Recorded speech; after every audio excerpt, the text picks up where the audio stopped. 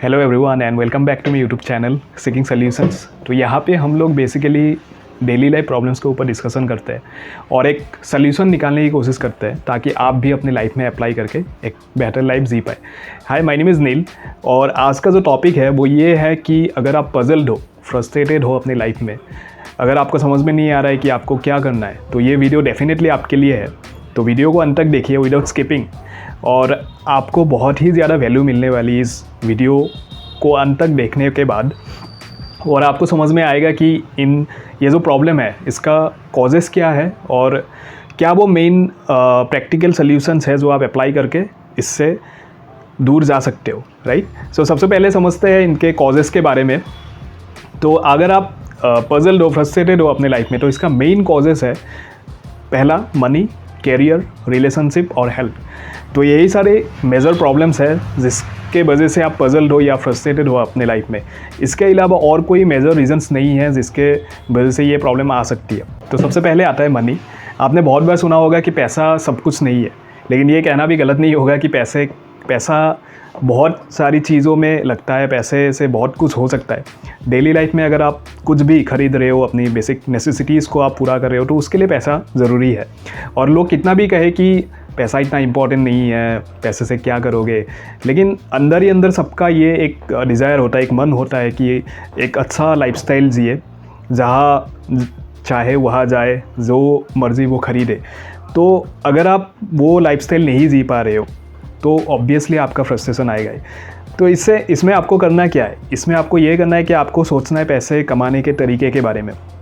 आपको बुक्स पढ़ना है, आपको ऑनलाइन देखना है कि पैसे कमाने के क्या क्या तरीके हैं।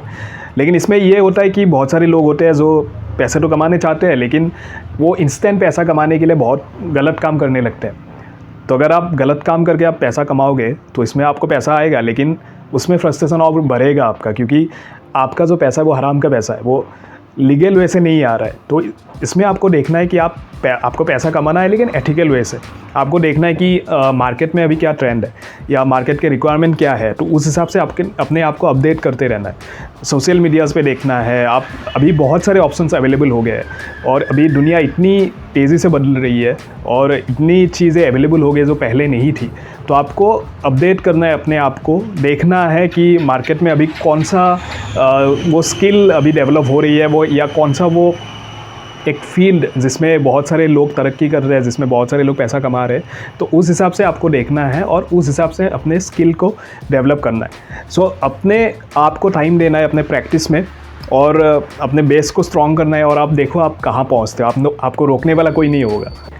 दूसरी जो कॉज है वो है अनएम्प्लॉयमेंट। आजकल आप देखोगे अनएम्प्लॉयमेंट इतना हो गया है कि लोगों को क्वालिफ़िकेशन के हिसाब से जॉब नहीं मिल रहा है, काम नहीं मिल रहा है।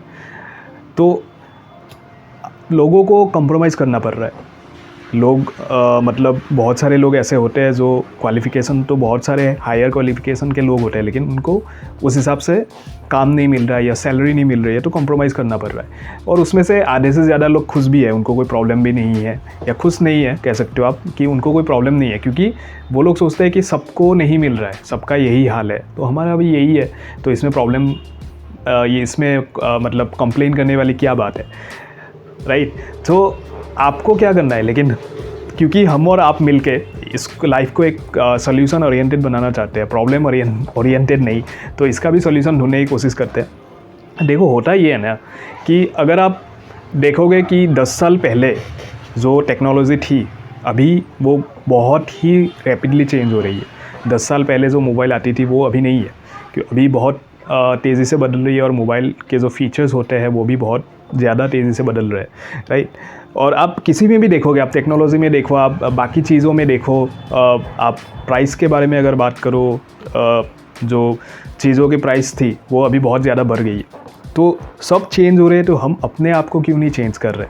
हम वही पुराने 10 साल पहले, 20 साल पहले जैसे थे, उसी सॉफ्टवेयर में हम लोग जी रहे हैं अभी। हम मोबाइल को तो हम लोग हर महीने 6 महीने पे हम लोग अपडेट करते हैं, लेकिन अपने आप को क्यों नहीं अपडेट करते? तो आपको समझना पड़ेगा कि जैसे दुनिया चेंज हो रही है ना, तो आपको भी चेंज होना पड़ेगा, अपने आप को चेंज करना पड़ेगा। और आप चेंज कैसे करोगे? आप चेंज करोगे स्किल्स को डेवलप करके।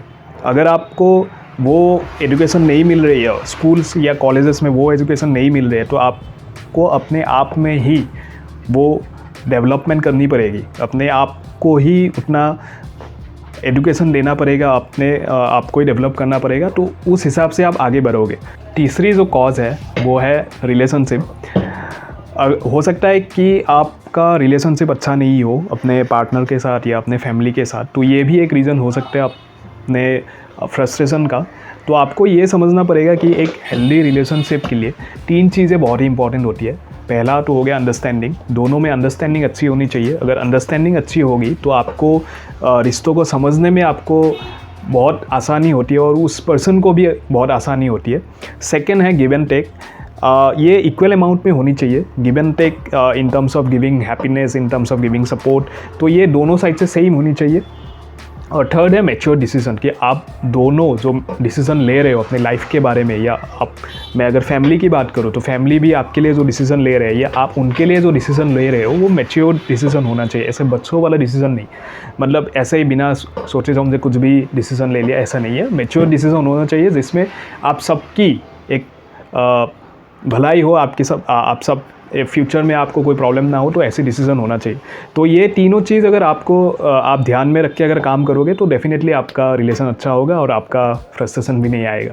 चौथी जो चीज़ है वो है हेल्थ। एक अच्छे मन में ही अच्छे विचार आते हैं, तो अगर आपको एक अच्छा माइंडसेट कैरी करना है तो आपका बॉडी हेल्दी होना चाहिए। तो इसके लिए मैं अगर आपको बोलूँ कि आपको एक हेल्दी बॉडी मेंटेन करना है या हेल्दी फिज़िक मेंटेन करना है, तो आप सबको पता है कि एक्सरसाइज करो या आप रनिंग करो सुबह उठ के, तो ये सबको पता है। तो मैं अगर आपको कहूँ कि आप ये करो, तो ऑब्वियस सी बात है आप मेरी बात सुन के शायद एक बार आप कर भी दो, या आप किसी दूसरे इंस्पिरेशनल वीडियोस देख के आप कर भी दो, लेकिन ये मोटिवेशन कितना दिन रहेगा? जाहिर सी बात है, हम सबको पता है 3-4 दिन रहेंगे, उसके बाद फिर हम लोग अपने डेली रूटीन में आ जाएंगे। तो ये प्रैक्टिकल सल्यूशन नहीं है। तो इसके लिए हम लोग क्या कर सकते हैं, और मैं क्या करता हूँ इसके लिए, तो मैं ये करता हूँ कि, और ये आपके लिए भी सजेशन है, आप ये कर सकते हो कि आपको जो अच्छा लगता है, आपको जिस काम पे खुशी मिलती है, तो वो आप कर सकते हो। जब भी आपको ऐसा लगे फ्रस्ट्रेशन आए या जो भी आए, तो उसमें आप कर सकते हो कि आपको सपोज़ ड्राइंग करना अच्छा लगता है, तो आप ड्राइंग करो कुछ देर के लिए। जब उस टाइम पे आपका माइंड फ्री हो जाएगा तब आप कोई भी इंपॉर्टेंट काम करो। तो ऐसे ऐसे करके आप क्या करो, आपने ड्राइंग किया, उसके बाद आपने अपना इंपॉर्टेंट काम किया, सेकेंड डे भी आप थोड़ा सा ड्राइंग करो, या आप थोड़ा सा घूमने जाओ बाहर दोस्तों के साथ, आपको अच्छा लगता है अगर, तो उसके बाद आप आके इंपॉर्टेंट काम करो। तो ऐसे ऐसे करके आप कुछ दिन बाद आप क्या करो, आप एक्सरसाइज को उसमें जोड़ दो। 5 मिनट पहले से 5 मिनट से स्टार्ट करो। आप पहले दिन 5 मिनट करो एक्सरसाइज, आप घूम के आ गए बाहर से, आपने थोड़ा 5 मिनट एक्सरसाइज किया, उसके बाद आपने अपना जो इम्पोर्टेंट काम है उसमें आपने शुरू कर दिया वो। तो ऐसे करके आप थोड़ा 5 मिनट करो कुछ दिन, उसके बाद आप अपना टाइम बढ़ाओ, 5 मिनट से 10 मिनट करो, 10 मिनट से 15 दिन। तो ऐसे करते करते आपका क्या हो जाएगा, आप 2 काम करने लगो। एक तो आपका जो हॉबी है, आपको जो पसंद है, वो काम आपने तो किया ही, उसके बाद आपने थोड़ा सा एक्सरसाइज भी किया, उसके बाद आपने अपना इंपॉर्टेंट काम भी किया। तो इससे 2 फ़ायदा होगा आपको। ये होगा कि आपका एक्सरसाइज आपके रूटीन में आ गया, और सेकेंड चीज़, आपको टाइम मैनेज करना आ गया। आप 3 चीज़ें कर रहे हो। आप पहले हो सकता है आप बैठे रहते थे, आपको पता नहीं था कि क्या करना है, अभी क्या करूँ मैं, तो आप इसमें उसी टाइम पे आप 3 काम करने लग गए। तो ऐसे ऐसे करके आप अपने रूटीन को इम्प्रूव करते रहो, अपने नए नए चीज़ों को अपने रूटीन में डालते रहो। तो ऐसे आपका माइंड भी पॉजिटिव हो जाएगा, आपका हेल्थ भी इम्प्रूव हो जाएगा। सो यही सारी बेसिक सॉल्यूशंस है जो आप अप्लाई कर सकते हो अपने लाइफ में, और आपको धीरे धीरे रिजल्ट मिलने लगेगा। और लेकिन बशर्ते आपको ये याद रखना है कि आपको यहाँ से बाहर निकलना है। आपको अगर फ्रस्ट्रेशन है लाइफ में, तो आपको कॉन्स्टेंटली ये रिमाइंड करते रहना है कि मुझे यहाँ से बाहर निकलना है। तो उसके लिए मेहनत भी आपको ही करनी पड़ेगी, एफर्ट भी आपको ही लगाना पड़ेगा। कोई आके आपके लिए मेहनत नहीं करने वाला है, या कोई आके आपके लिए वो काम नहीं करने वाले हैं जो आपको करना है, राइट।